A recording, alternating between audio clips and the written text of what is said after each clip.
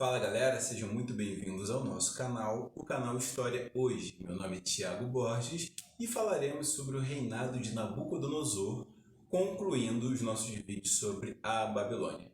Caso ainda não esteja inscrito, se inscreva, curta e compartilhe para que o nosso conteúdo seja expandido para outras pessoas que têm o mesmo interesse que nós temos. Vamos ao conteúdo de hoje, mas antes, chama a vinheta.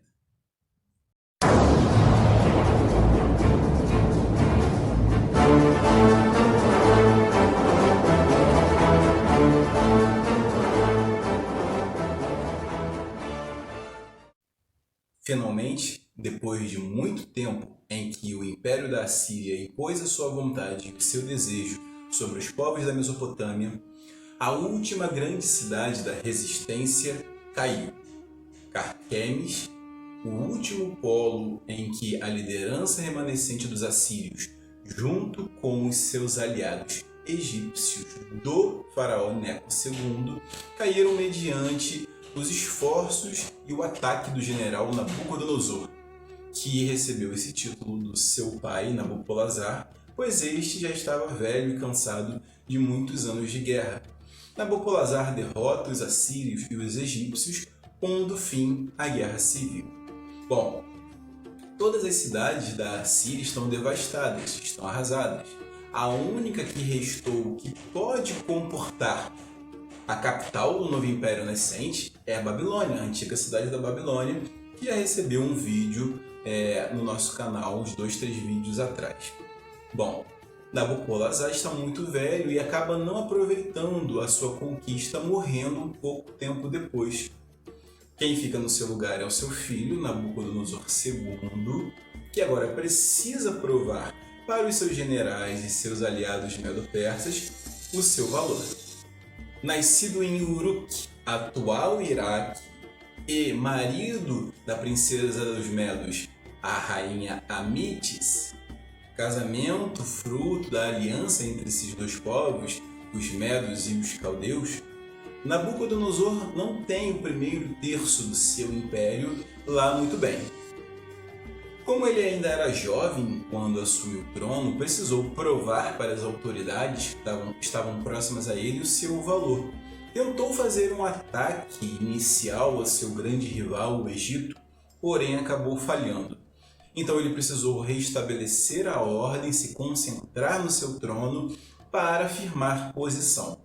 Uma vez estabilizado e com confiança dos outros líderes e dos reis da Média, dos Medos, que eram seus aliados, ele então parte para a ofensiva. O reinado de Nabucodonosor é um reinado de ataque, de violência, de posicionamento e de travar local ali, mostrar que ele é rei. Então ele primeiro parte para a região do Levante. Você está acompanhando agora no mapa essa região ali no Oriente Médio, onde tinha muita influência dos egípcios devido à localidade, muito próximo ali do Egito. Então ele vai lá, derrota aqueles que queriam derrubar, aqueles que queriam implantar colônias egípcias ali no Levante, e ele pacifica então a sua região. Começa o processo de expansão, e o primeiro grande povo a sofrer com a expansão foi justamente o povo dos judeus, o reino de Judá, capital Jerusalém. 100 anos antes, ainda no reinado dos assírios, o rei Senaqueribe, você não assistiu, assista, caso não tenha assistido, o rei Senaqueribe tentou destruir Jerusalém e não conseguiu. O reino de Israel estava dividido, norte-sul. Reino do Norte, Israel, capital Samaria, caiu para Senaqueribe. Só que o Reino do Sul, Judá, capital Jerusalém, resistiu. Senaqueribe falhou. Bom, 100 anos depois é a vez de Nabucodonosor tentar. Por quê? Nesse período, o rei de Judá, que ficava ali em Jerusalém, capital, era o rei Joaquim, da casa de Davi. E ele, vendo a expansão desse novo império, desse novo provável inimigo que surgia, decide fazer um acordo com os egípcios para que ele não pague impostos e não deva nada a Nabucodonosor. Bom, a principal característica de um império é a sua expansão, seu caráter expansionista. Nabucodonosor então vai até Jerusalém e derrota o rei Joaquim e seu exército. Saqueia parcialmente Jerusalém e o templo que Salomão construiu, e deixa o tio de Joaquim, o Zedequias, no seu lugar. Então Zedequias continua reinando em Jerusalém, pagando tributos e prestando ali ordens ao Nabucodonosor. 11 anos depois, Zedequias tenta uma nova rebelião, agora acabando com a paciência de Nabucodonosor, que volta a Jerusalém com seu exército muito mais forte, muito maior, e destrói Jerusalém. Acaba com Zedequias. Você tem agora a diáspora, né? A diáspora judaica, a primeira grande diáspora, que é quando o povo é retirado do seu país. Você tem, no caso, inclusive o episódio em que Daniel, que era um nobre, né, de Jerusalém, ele é retirado. A Bíblia, se você conhece a história, Daniel é levado para a Babilônia com outros nobres. Nesse episódio, né, da queda de Jerusalém. Jerusalém é arrasada, o templo de Salomão é totalmente saqueado e destruído. E quem fica ali no lugar de Zedequias é o rei fantoche Gedalias. Nabucodonosor deixa Gedalias ali reinando para pobres, famintos e miseráveis. Esses, inclusive, fazem uma revolta, matam Gedalias e fogem para o Egito, deixando Jerusalém e todo o reino de Judá vazio e em ruínas. Jerusalém e Judá será reconstruída e repovoada anos e anos depois, quando os judeus saírem da Babilônia. Bom, depois que Jerusalém cai e Judá é conquistada, Nabucodonosor continua seu processo de expansão, dominando também as cidades de Tiro e da Fenícia, por exemplo.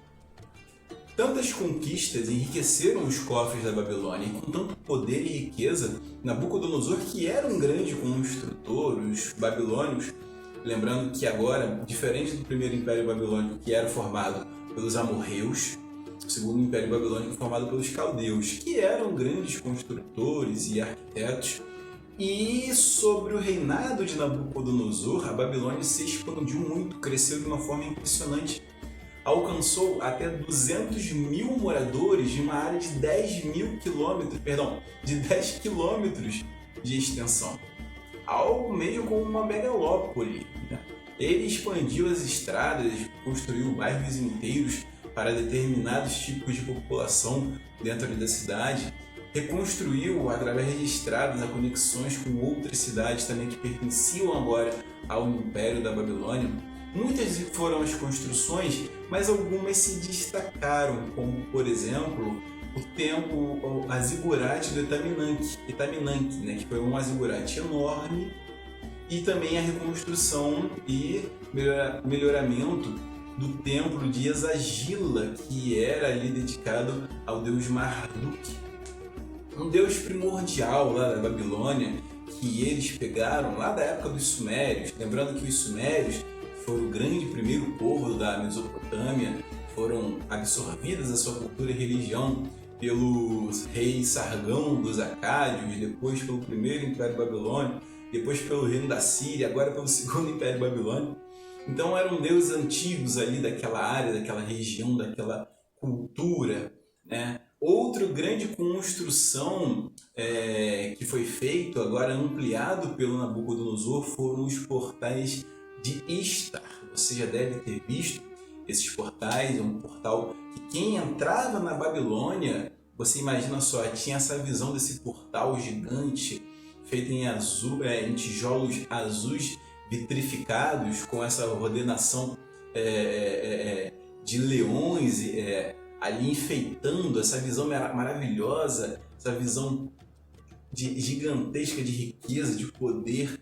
Lembrando aqui um detalhe interessante, que esse mesmo portal de Istar, ele foi reconstruído na Alemanha, no museu em Berlim. Os mesmos tijolos, tudo, ele foi desmontado e reconstruído lá no museu que está em Berlim. No início da década de 90, Saddam Hussein, presidente do Iraque, né, lembrando que todas essas regiões da Síria, da Babilônia, ocorriam na região que hoje é conhecido como o Iraque. O antigo ditador do Iraque, Saddam Hussein, inclusive tentou fazer ali uma forma de estimular o turismo e construiu ali uma réplica dos portais de Ishtar, mas o original mesmo foi levado para o museu em Berlim.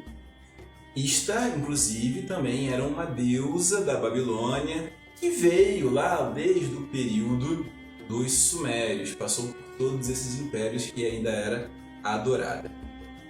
Bom, uma outra grande construção foi aquela que ainda não é um consenso se existiu de verdade ou não, mas provavelmente sim, que foram os grandes jardins suspensos da Babilônia.